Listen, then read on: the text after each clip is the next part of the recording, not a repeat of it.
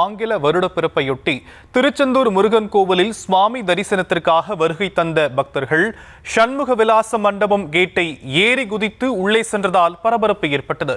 கூட்ட நெரிசல் ஏற்பட்டு தள்ளுமுழுவில் கைக்குழந்தைகள், முதியவர்கள் இடிபாடுகளில் சிக்கியிருக்கக்கூடிய நிலையில் அந்த காட்சிகளை பார்க்கலாம்.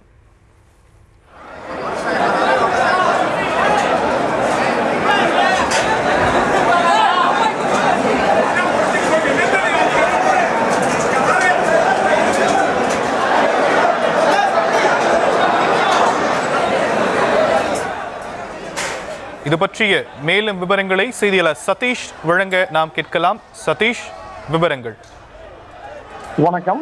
திருச்செந்தூர் சுப்பிரமணிய சுவாமி கோவிலில் ஆங்கில புத்தாண்டு தரிசனம் செய்ய பக்தர்கள் சண்முகவிலாச மண்டபம் கேட்டு ஏறி குதித்து உள்ளே சென்றதால் கூட்ட நெரிசல் ஏற்பட்டது. கை குழந்தைகள், முதியவர்கள் கடுமையாக பாதிக்கப்பட்டனர். அந்த காட்சியை நாம் தற்போது பார்த்து வருகின்றோம்.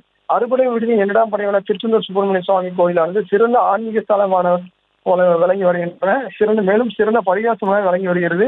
இதனால் கோவிலுக்கு பக்தர்கள் எண்ணிக்கை நாளுக்காண்டு அதிகரித்து வருகின்றன. மேலும் தமிழகம் மட்டுமின்றி கேரளா, கர்நாடகா, ஆந்திரா போன்ற வெளி மாநிலங்களிலிருந்து, வெளிநாடுகளில் இருந்து விசேஷ நாட்களில் ஏராளமான பக்தர்கள் வந்து சாமிக்கு தரிசனம் செய்து செல்கின்றனர். தற்போது மார்கழி மாதம் என்பதால் பாத யாத்திரை ஐயப்ப பக்தர்கள் வருகை அதிகரித்துள்ளது. ஆங்கில புத்தாண்டை முன்னிட்டு நேற்று முதல் தொடர்ந்து பக்தர்கள் கோவிலில் வண்ணம் உள்ளனர்.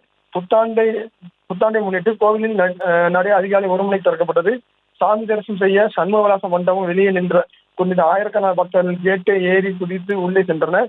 மேலும் சண்முகவிலாச மண்டபம் உள்ள அரசியல் கட்சி பிரமுகர்கள் குடும்பத்தினர், காவல்துறை உயர் அதிகாரிகள் குடும்பத்தினர் உட்பட மேலும் பல்வேறு அரசு துறை அதிகாரிகள் குடும்பத்தினர் உட்பட ஏராளமான விஐபிகள் தரிசனத்துக்கு காத்திருந்தனர். இதனால் ஆயிரக்கணக்கான பக்தர்கள் சண்முகவிலாச மண்டபத்திற்கு வந்ததால் நெரிசல் ஏற்பட்டது.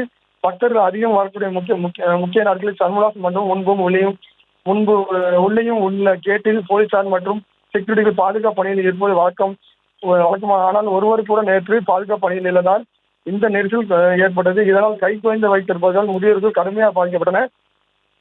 எனும் லட்சண பக்தர்கள் குறைந்தாலும் கோவில் வளாகம் மற்றும் நகரம் முக்கிய பகுதிகளில் எங்க பார்த்தாலும் பக்தர் கூட்டம் அதிகரித்து காணப்பட்டது.